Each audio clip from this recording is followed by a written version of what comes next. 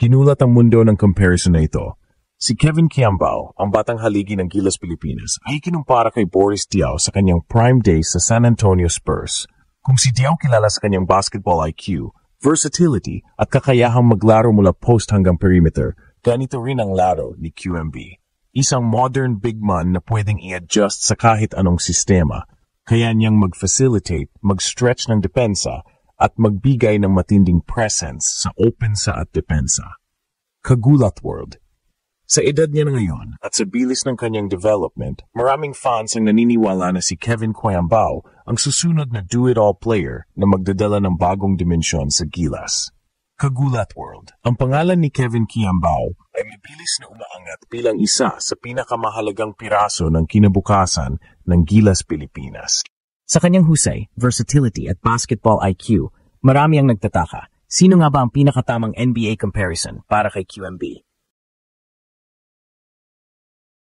At dito na pumapasok ang nakakagulat na parallel. Walang iba kundi si Boris Diaw, ang former San Antonio Spurs star na naging mahalagang bahagi ng kanilang championship dynasty. Bakit si Diaw? Kung babalikan natin, si Boris Diaw sa kanyang prime ay kilala bilang isang Swiss Army knife ng basketball. Hindi siya yung typical na big man na puro lakas lang sa ilalim. Ang laro niya ay puno ng finesse, unselfishness at talino. Siya yung tipong player na hindi kailangang gumawa ng 25 points kada laro para mag-impact. Dahil ramdam mo agad ang contribution niya sa flow ng opensa at sa disiplina ng depensa. Ganito rin ang laro ni Kevin Quiambao. Sa murang edad, ipinakita na ni QMB na kaya niyang mag-adapt depende sa sitwasyon ng laro. Kung kailangan mag-post up at magtrabaho sa loob, kaya niya. Kung kailangan mag-set ng pick at mag-pop para sa perimeter shot, nandiyan siya. Kung kailangan mag-facilitate ng bola at magsilbing secondary playmaker, hindi rin siya nagdadalawang isip. Yung basketball IQ na pinapakita niya sa collegiate at international level ay bihirang makita sa isang player na kasing bata niya. Isipin mo na lang, si Boris Diaw noong nasa Spurs ay isang glue guy, hindi flashy pero irreplaceable. Siya yung nagpapalambot ng mga matitinding defensive schemes ng kalaban dahil alam niyang ilipat ang bola sa tamang oras, alam niya kung kailan umatake at marunong siyang mag-adjust kung saan siya pinakakailangan. Sa triangle, sa motion offense o kahit sa pick and roll system, lagi siyang may silbi. Ganyan ang nakikita ng maraming eksperto kay Kevin Quiambao. At kung tutuusin, ang laki ng resemblance. Tulad ni Diaw, si Quiambao ay hindi super explosive athlete na tatakbo ng coast-to-coast kada possession. Pero ang basketball intelligence at court vision niya ang bumubuhay sa kanyang laro. Ang kanyang unselfish style ay natural na nagiging advantage sa isang koponan gaya ng Gilas na madalas ay umaasa sa tamang ball movement at chemistry kaysa sa puro isolation plays. Hindi lang iyon, pareho rin silang versatile defenders. Kahit na may mga limitasyon sa bilis, parehong marunong gumamit ng positioning at anticipation.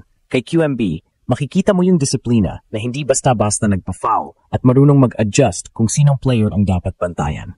Sa madaling salita, kung si Boris Diaw ay naging perfect system player sa Spurs ni Popovich, si Kevin Quiambao naman ay nakikitang perfect fit sa Gilas system ni Tim Cone.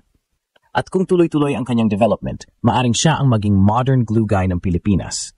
Isang player na hindi lang gumagawa ng numero, kundi gumagawa ng winning plays. Kagulat world. Kung may sariling version ng Boris Diaw ang Pilipinas, walang duda na si Kevin Quiambao yun. Kagulat world. Kung si Kevin Quiambao nga ang modern-day Boris Diaw ng Gilas Pilipinas, ang tanong ngayon, paano nga ba siya makakatulong sa ating national team? Hindi lang ngayon, kundi pati sa kinabukasan. Una sa lahat, kailangan nating aminin na kulang ang Gilas sa versatility. Madalas, predictable ang sistema natin sa opensa. Post-up kay Fajardo, isolation kay Brownlee, o kick-out sa shooters. Pero kapag hindi pumasok ang outside shots, bigla na lang bumabagsak ang buong sistema. Dito papasok ang kahalagahan ni QMB.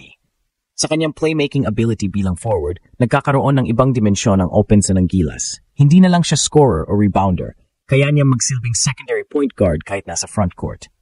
Kung iisipin, bihira sa international level ang isang 6'7" player na marunong magbasa ng depensa at may pasensya para ilagay ang teammates niya sa tamang posisyon. Yan ang lakas ni QMB. Kapag binigyan mo siya ng bola sa elbow o sa pinch post, kaya niyang mamili, handoff, kick-out, pick and pop o mismatch post-up. Ang tawag nga ng mga coaches sa ganitong klase ng player ay connector. At yan mismo ang kulang sa Gilas nitong nakaraang Asia Cup. Pangalawa, floor spacing.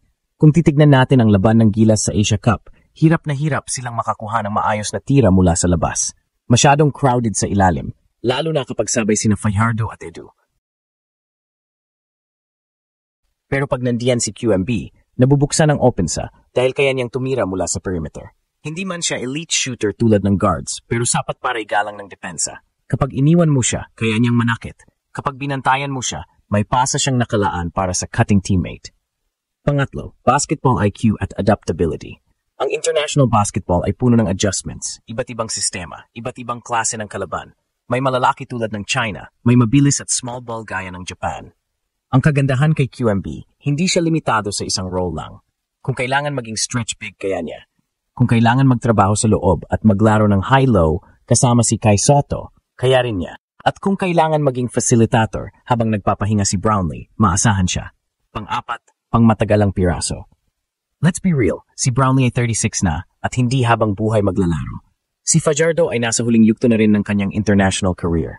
Kaya habang naghahanap ang Gilas ng bagong identity, napaka-ideal na kasama si Kevin Kiambao sa plano. Bata pa siya, pero hinog na ang laro. Kung mabibigyan ng tamang exposure sa international level, maaring siya ang maging glue guy ng susunod na dekada para sa Pilipinas. Panghuli, intangibles. Hindi lahat nasusukat sa stats. Yung presence niya sa loob ng court, kalmado, composed, at lagi naghahanap ng tamang play, ay nakahawa sa teammates. Sa pressure cooker environment ng FIBA, yung klase ng composure na dala ni QMB ay parang ginto. Kagulat word, hindi lang siya simpleng promising player. Si Kevin Kiambao ang pwedeng maging missing piece ng Gilas. Ang modern big na kayang mag-bridge ng generation gap mula sa era ni Fajardo at Brownlee papunta kina Kai Sotto at AJ Edu. Kagulat world.